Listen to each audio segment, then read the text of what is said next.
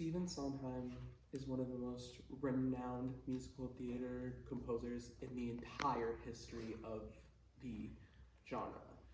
And the reason I find it so interesting and so inspirational to listen to him is because he takes inflections from classical and inflections from jazz and all these different types of music and combines them into one thing. And just to be able to sing and to be able to listen to how many things he has produced over the time, specifically like West Side Story and Company and so many others, it's just truly a joy, and I get so lost in the music, like Gabe said. It's just one of the best feelings in the entire world. Thank you. I said Libby Larsen because it was one of the first woman composers that I was kind of introduced to. And by introduced to, I mean I went online because all I was learning about were men. There was also kind of an issue where I'm from. I wasn't at first allowed to go into music because it was more of like your brothers didn't do that. Nobody in the family has done that. Why? And I'm also a very emotional person.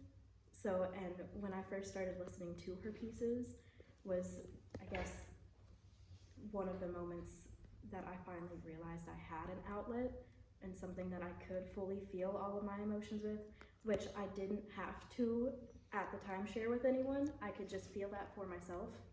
But then now I clearly came to school for music and I can share that with other people.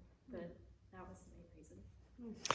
Later on, we come back to this concept. I want to ask you your point of view about men and women. When you play a piece of music, do you think of the composer as a man and as a woman? Would that make a difference? For example, I grew up in a world, Chopin grew up in that world, and many composers, Samuel Barber himself, where to be a man and play piano was not acceptable.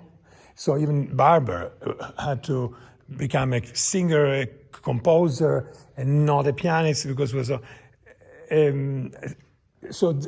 these problems has affected men and women I think in equal ways. When we have Clara Schumann and Schumann himself, we have leading women that have been there. If I play a piece by Clara Schumann, do I think that music is done by a woman writing that music, or was the husband a man when he was writing his music, and when they were working together?